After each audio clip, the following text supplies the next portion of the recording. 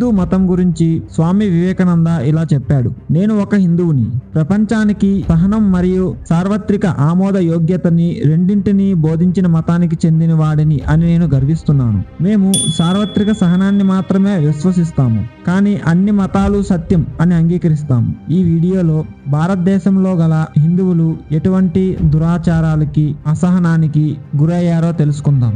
మొదటి పానిపట్టు యుద్ధం తర్వాత మొఘల్ సామ్రాజ్యం మన భారతదేశంలోకి ప్రవేశించింది. ఈ మొఘల్ సామ్రాజ్య స్థాపకుడు బాబర్. ఈ మొఘల్ సామ్రాజ్యంలో మంచి మహారాజులు ఉన్నారు అంటే అది ఒక్క అక్బర్ ది గ్రేట్ అని మాత్రం చెప్పుకోవచ్చు. ఈ అక్బర్ తర్వాత షాజహాన్ తర్వాత ఔరంగజేబు. ఈ ఔరంగజేబు హయాంలోనే మన భారతదేశంలో ఉండే హిందువులపై రకరకాల అవమానాలు జరిగి మత మార్పిడికి గురి చేసేవారు. దార్ ఉల్ హర్బ్ అంటే కాఫిర్లు అవిశ్వాసం గల దేశం నుండి దార్ ఉల్ ఇస్లాం అంటే ఇస్లాం దేశంగా మార్చడం తన ప్రధాన ఉద్దేశంగా 50 సంవత్సరాలు పరిపాలించాడు. ఇతను హిందూ వ్యతిరేక చర్యలు మన హిందువుల మనోభావాలను చాలా దెబ్బతీసేవి. అవి ఎలా ఉండేవి అంటే దేవాలయాలను కూల్చివేసి విగ్రహాలు బద్దలు కొట్టి దాని స్థానంలో మసీదులను నిర్మించడం, ఇంకా చిన్న హిందూ దేవాలయాలు కూడా కనిపించకుండా నేలమట్టం చేయమని గవర్నర్స్ కి ఆదేశాలు ఇవ్వడం, జిజియా పన్ను విధించడం. ఈ పన్ను కేవలం హిందువులపై మాత్రమే విధించే పన్ను.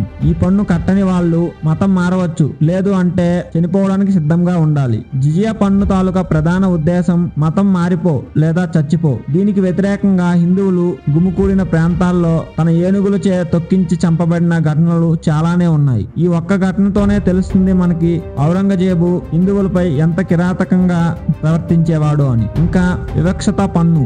ఇది హిందూ వ్యాపారులపై 5% గా ఉండేది, కానీ ఈ పన్ను ముస్లిం వ్యాపారులకు ఉండదు. ప్రభుత్వ ఉద్యోగాల నుండి హిందువులను తొలగించడం, హిందువుల విద్యా సంస్థలపై ఆంక్షలు విధించడం మరియు వాటిని నాశనం చేయడం, వివిధ మార్గాల ద్వారా మత మార్పిడి చేయించేవాడు. ఈ పన్నుల నుంచి మినహాయింపు కోసం ఏకైక మార్గం ముస్లింగా మారడం.